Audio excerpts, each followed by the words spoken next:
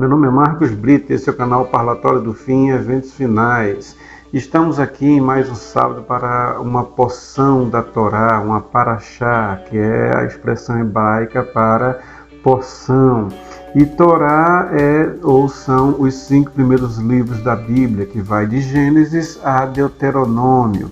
E hoje vamos estudar a paraxá Nitzavim, que quer dizer permanecer, que se encontra no livro de Deuteronômio, capítulo 29, verso 9, até o capítulo 30, verso 20. Hoje são 24 de setembro de 2022 e 28 de Elul de 5782 do calendário hebraico.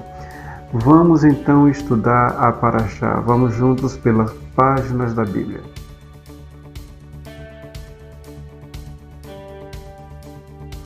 A porção ela inicia-se com um momento bastante delicado. É um momento em que Moisés já sabe da sua morte, que ele vai morrer, ele vai ser recolhido aos céus.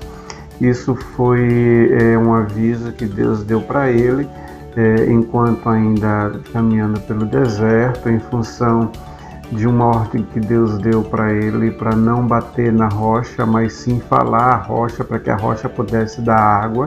E Moisés, então, em um momento de bastante pressão do povo por água, ele, ao invés de falar, ele bate na rocha. Naquele momento, ao invés do nome de Deus ser exaltado, pelo simples falar de Moisés com a rocha, ao bater na rocha, Moisés demonstrou ao povo que vinha a água das forças dele e não de obra divina, que Moisés também tinha esse poder, digamos assim, de tirar a água da rocha, assim como fez Deus na primeira vez, né?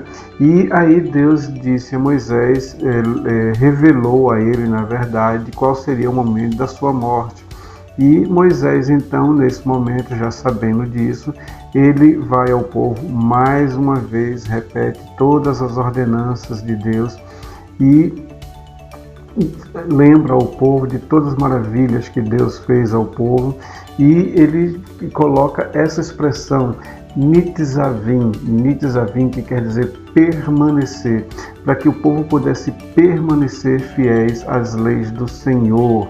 E Moisés sabia que após aquele momento dessa publicação, mais uma vez, das leis do Senhor, da gratidão ao Senhor e de toda a jornada que eles fizeram até ali, que ele seria recolhido ao povo dele. E para isso ele teria que colocar uma outra pessoa no lugar dele, e foi Josué, a pessoa que Deus escolheu para que ficasse no lugar de Moisés e que levasse Moisés até a terra prometida. Moisés então iria orientar a Josué quanto a todas as coisas que ele deveria fazer, passando para Josué o seu cajado, para que Josué atravessasse o Rio Jordão com toda aquela multidão, mais de 5 milhões de pessoas, e então chegasse até a terra prometida, conquistando essa terra. E assim Josué faz. E Josué teve não apenas um coração aquecido, ele e Caleb, durante toda a jornada,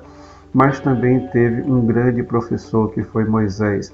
E Josué acompanhou fielmente a Deus e a Moisés em todas as suas coisas. O que é que eu aprendo com isso? O princípio de um líder, de ser um bom liderado. Ser um bom liderado. O Senhor diz que ele é manso e suave. Agora, o que é mansidão? Mansidão é a característica de ser conduzido pela mão. Tomar pela mão e ser conduzido. Ser tomado pela mão e ser conduzido. Por isso que o Senhor diz que a criança tomada pela mão e ensinada no caminho, ela não se desviam. Que nós devemos ser mansos e humildes, ou seja, poder ser conduzidos pela mão do Senhor. Ser tomados pela mão do Senhor e nos conduzir, deixar-nos conduzir para onde quer que o Senhor vá. Por isso também que o Senhor Jesus, vendo Pedro tão afoito, tão consanguíneo, colérico, dizendo que ia fazer isso, que ia fazer aquilo, se alguém viesse prender Jesus, que ele não deixaria, que ele ia passar por cima dele. E Jesus disse assim: Pedro, você vai ser tão manso, Pedro, tão manso, que as pessoas vão te tomar pelas mãos e vão te levar para onde você não quer ir. Falando Jesus de qual morte Pedro iria morrer. Nesse momento, Pedro já tinha se convertido, porque Pedro já era manso. Jesus falou: Pedro, você ainda não se converteu, mas quando você se converter, você vai conduzir seus irmãos. Enquanto Jesus estava vivo, Pedro não tinha o seu coração ainda plenamente convertido. Por esse motivo é que quando Jesus foi preso lá no Getsemane, Pedro lançou mão da espada e cortou a orelha de Malco, que era um dos guardas que veio prender Jesus. E Jesus disse: Pedro, abaixa, joga fora, porque aquele que faz justiça pela espada, a espada irá morrer. E Jesus então vai lá e cura o soldado da sua orelha que foi arrancada pela brabeza de Pedro. E depois que Jesus morre, então a gente conhece um outro Pedro, o Pedro de Atos dos Apóstolos, quando ele prega, 3.000 pessoas são convertidas. Um Pedro que é pacificador, um Pedro que no início tinha algumas rusgas com Paulo e depois na própria carta dele ele diz assim: a respeito dessas coisas, ou seja, o fim dos tempos, Paulo já escreveu, apesar de que algumas coisas que ele escreve é difícil de ser entendidas, mas ele referencia Paulo como a pessoa capaz de falar sobre o final dos tempos. É um Pedro já manso, e nesse momento é que ele foi tomado pelas mãos e levado para a sua morte, que foi uma morte de cruz, a qual a tradição diz que ele foi crucificado de cabeça para baixo. Vamos à próxima parte dessa paraxá.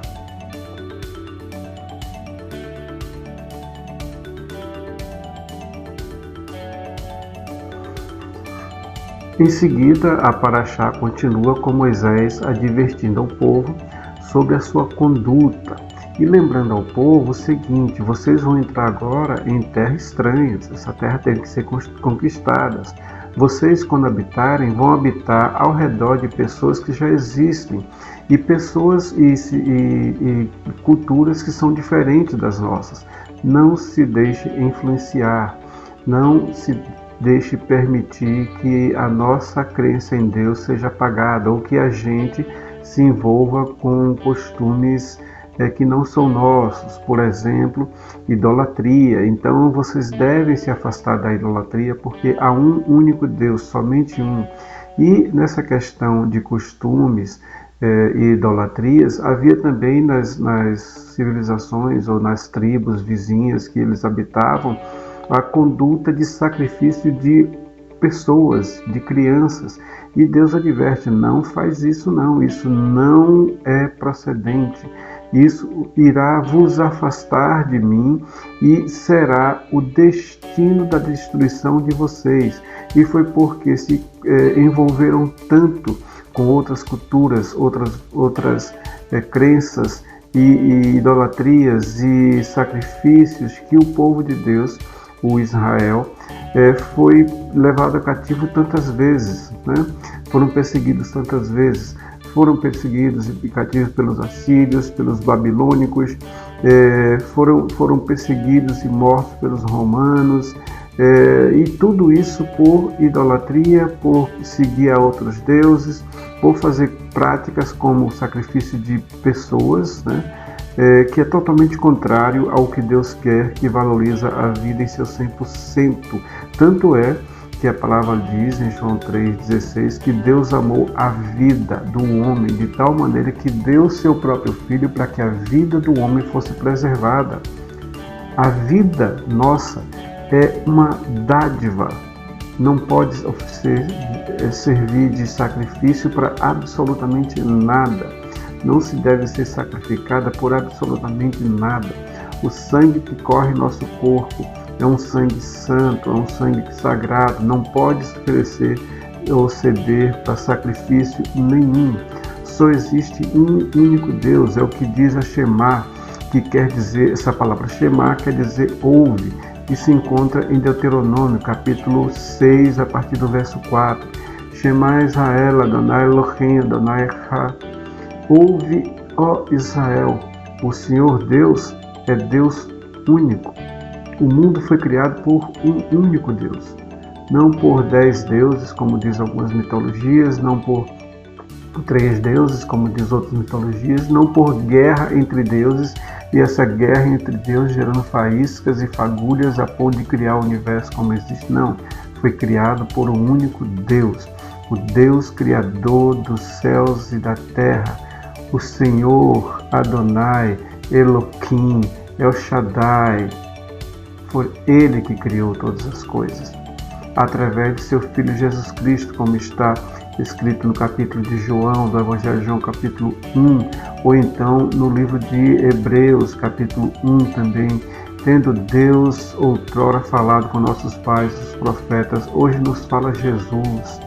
Jesus foi a fagulha criadora de todas as coisas, através de Jesus é que todas as coisas foram criadas. No Evangelho de João diz, e Jesus criou todas as coisas, sem Ele nada foi feito se faria. Então o que Deus faz é advertir o povo mais uma vez de que eles não podem ter outro Deus, não podem servir a sacrifícios humanos e nem a idolatria, porque a idolatria para Deus é prostituição. Você e o meu amor é de Deus. Se eu vou buscar outro Deus, eu vou ter um outro amor. E é isso que Deus não quer. Deus não quer, não porque Ele quer ter domínio ou poder sobre o meu destino ou a minha vida. Ele quer porque Ele é a vida. E longe dEle, nós não conseguiremos sobreviver. Pense em um peixe que está dentro d'água. Deus fala para o peixe, peixe, não vá para a terra, você não vai conseguir sobreviver, porque aqui na água é o seu habitat. Se o peixe vai para a terra, ele morre. E é isso que Deus está dizendo. Eu sou a vida. Jesus disse, eu sou o caminho, a verdade e a vida. É a água que nós, enquanto peixes, uma figura, por assim dizer, precisamos estar dentro. E se nós sairmos dessa água, desse local, nós vamos morrer, porque não é local ou habitat para nós. Podemos não morrer fisicamente, mas morreremos espiritualmente. E quando saímos da água, deixamos de estar dentro do envolto precioso que nos guarda e nos mantém vivos e bem alimentados. Era disso que Deus está falando. Não saiam de mim, porque fora de mim eu sei, eu sou Deus que criou todas as coisas. Não tem vida. Vamos para o próximo bloco.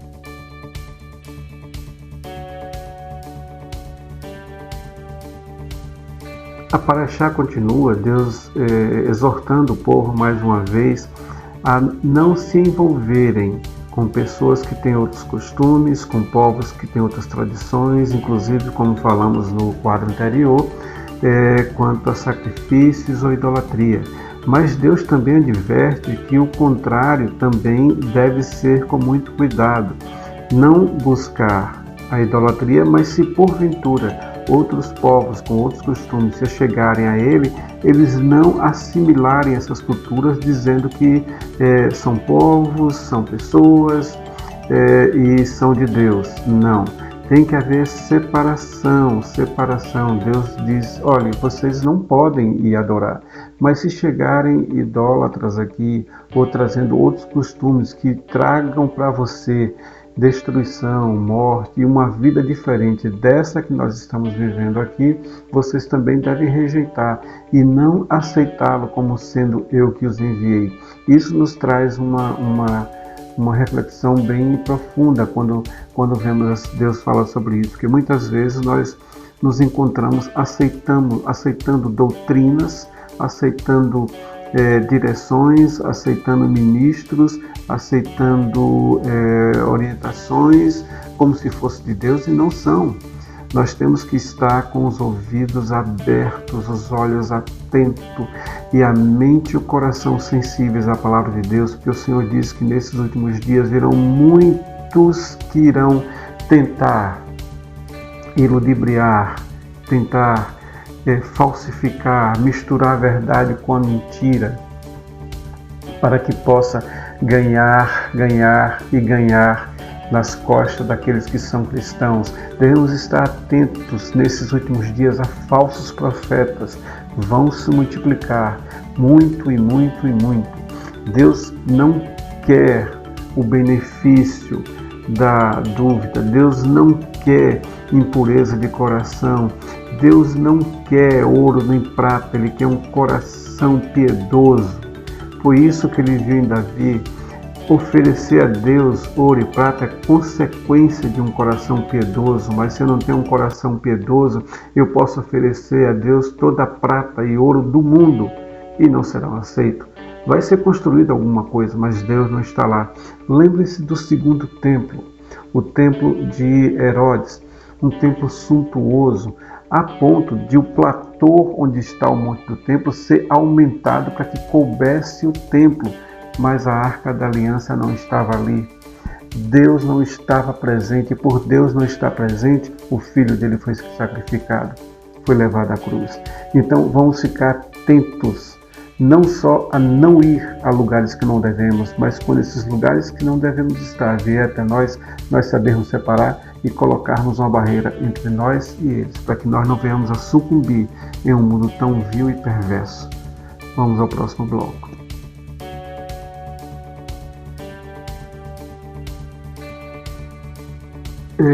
Deus também estabelece algumas coisas, por exemplo, estabelece que por mais que sejamos humanos e fracos, não devemos temer ou não devemos nos desprezar a ponto de achar que não podemos cumprir a Torá. Podemos cumprir a Torá e Moisés fala justamente sobre isso.